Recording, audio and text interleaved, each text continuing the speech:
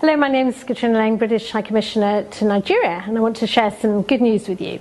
Since leaving the European Union, the UK government is introducing new visa routes, both for students and those looking to work in the UK.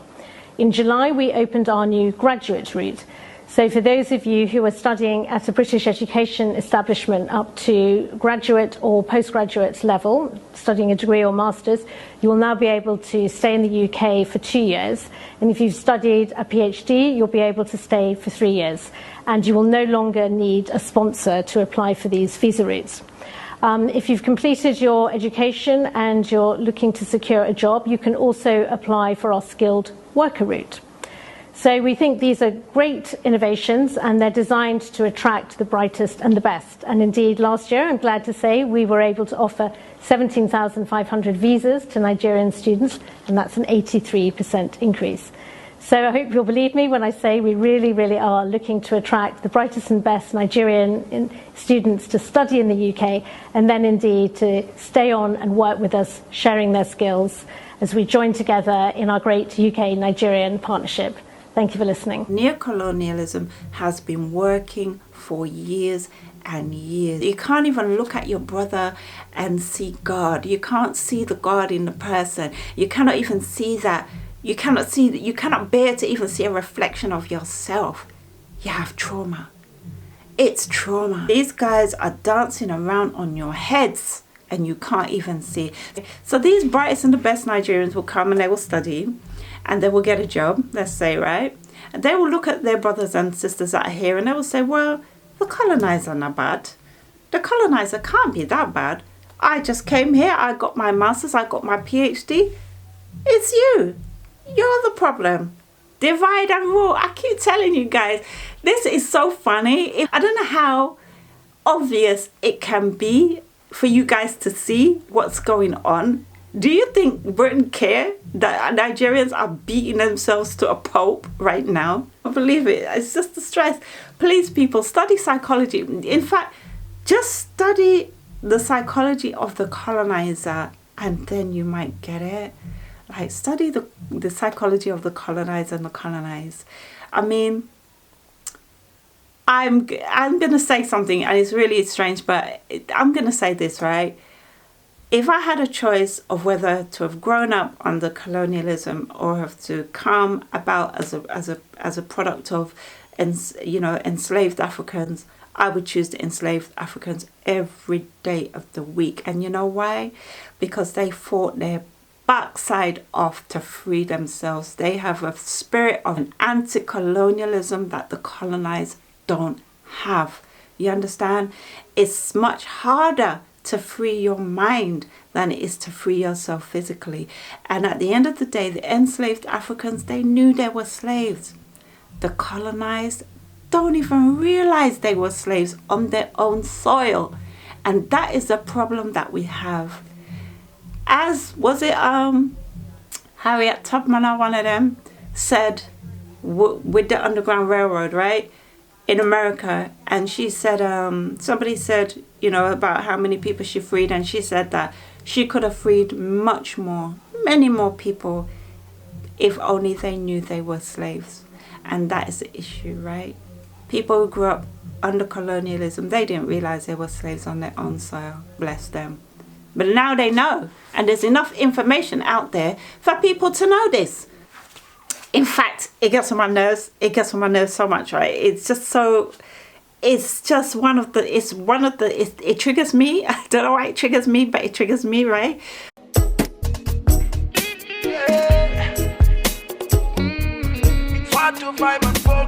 It's M. Josh on the beat.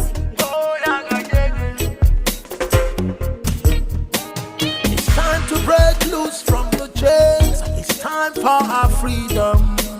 Africa. Cause we can never let them negotiate our freedom, no. Hundreds of years is gone.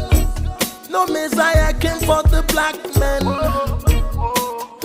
Told us that Jesus died for us, but the black man still they suffer. The truth be said, Africa will rise at the right time, And the time we're waiting for is right now. No one can hold the truth for a long time. Oh no. So stay awake. The sun is risen from the east, and the Messiah you're waiting is right here. And no one is gonna try to stop that. I can hear a great call for justice. Freedom. Let the sun rise. Freedom for Biafra. Freedom. Freedom the Kanu. Oh, song of salvation. Freedom. Let Africa rise. Freedom for Biafra. Freedom. Freedom the Kanu.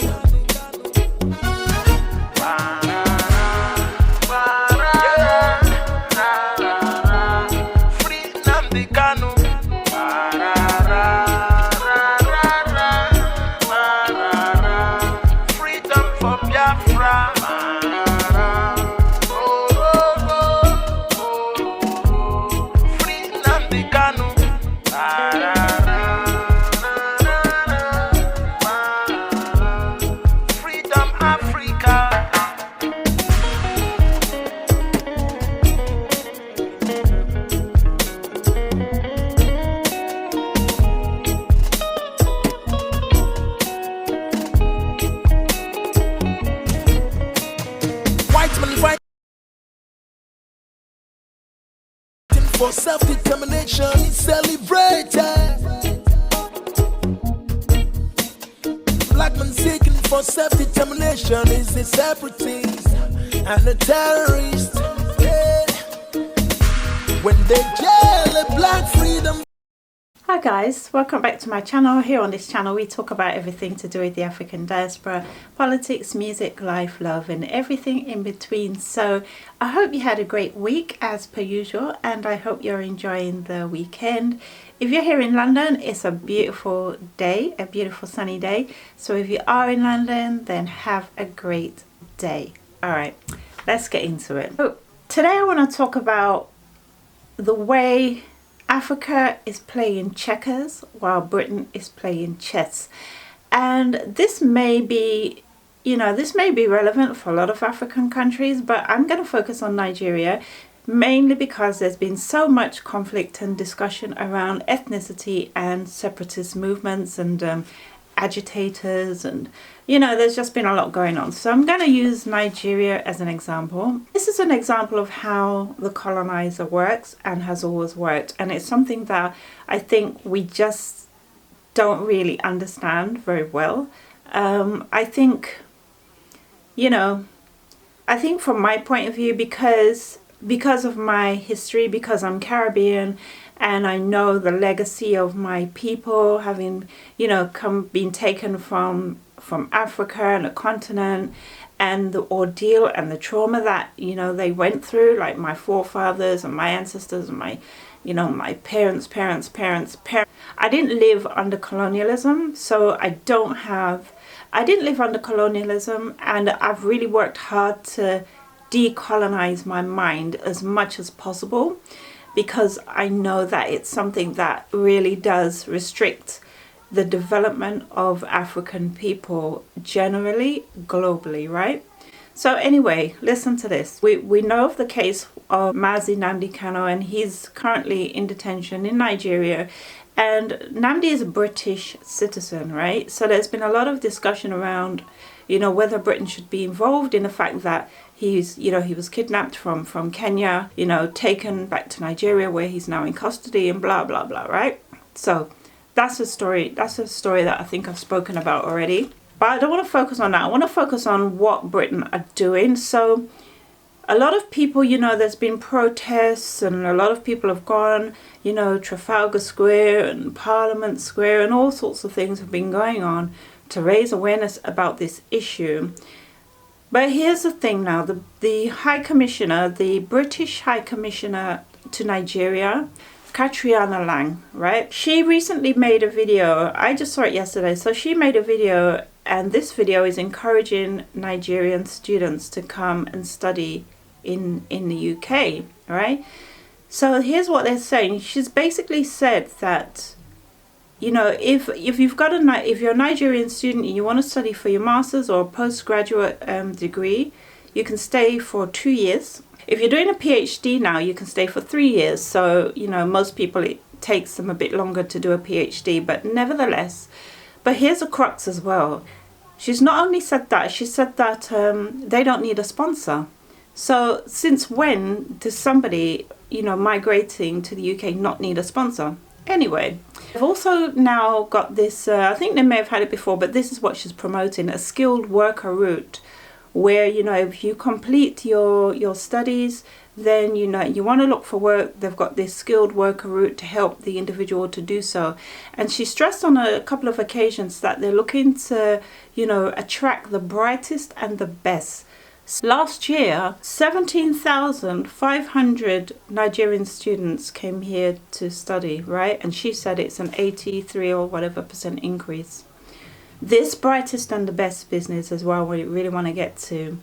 And then you can tell me whether you think that Britain are doing, you know, if this is some sort of altruistic gesture to really help people, or if this is a strategic move to keep Nigeria underdeveloped and in constant conflict. Because when you think about it now, right, who are the people that will be able to come here? People who can afford to come here, right?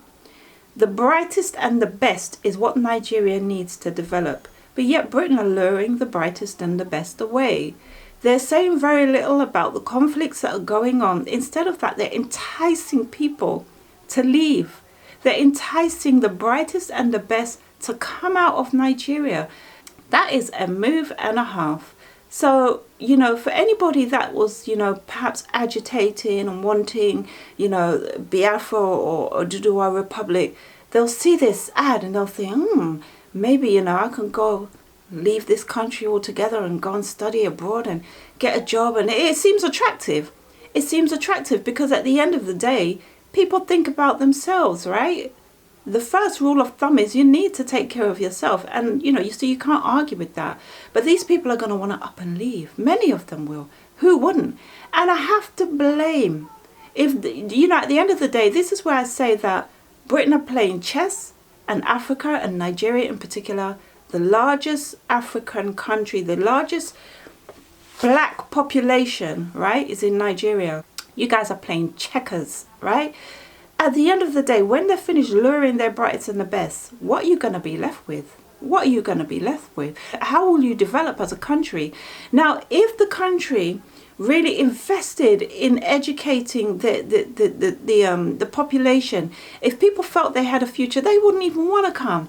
This so-called, this honey trap, yeah, let's call it a honey trap, right? This honey trap wouldn't be as seductive as it is, as it may be to a lot of people.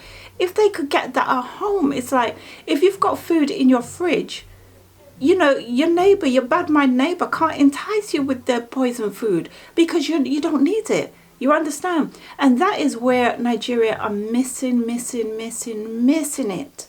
They're missing it. You understand? This continuous conflict and strife and all of this, it is totally bringing the entire country down. And that's okay if you want Biafra. And it's okay if you want Oduduwa. But at the end of the day, the government really, you only got yourselves to blame now. You've got yourselves to blame. So this Catriona Lang now, you really think she's doing this out of the goodness of British hearts to help Nigerians when we've got so much conflict around racism as it is? Really? We have graduates here that struggle to get a job that they're qualified to do. And they were born here. But yet these Nigerian students, all of a sudden, they're going to come and get some goodies? They may do. And the reason I say they may do is because, as I said, Britain played chess, right? So the Nigerian students will come, be ever grateful, right? I've done it before. Come, be ever grateful, get a job, be ever thankful. So the colonizer doesn't seem so bad. So you guys that have been here all this time, you're the problem. It's not the colonizer, it's you. Look at me. I've just come from Nigeria and I'm buzzing. I'm doing great. Why aren't you doing great? Divide and rule. I've said it so many times. People don't understand how divide and rule works and the psychology of colonization. Check the psychology of the colonizer and the colonized, and then you will get it, right? This, to me, seems like a honey trap, but it will attract those desperately in need of that honey. And ultimately, can you blame them? Let me know what you think. Bye-bye.